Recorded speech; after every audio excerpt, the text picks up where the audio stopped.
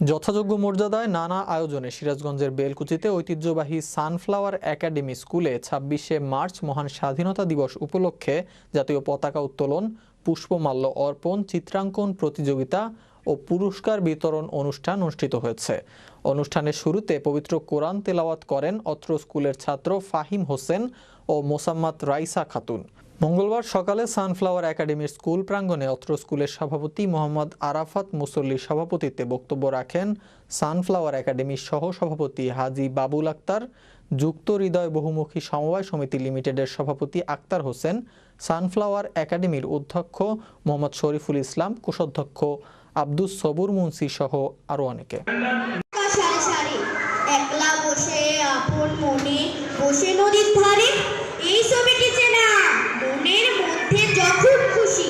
এই ছবিটি আঁকি এক পাশে তার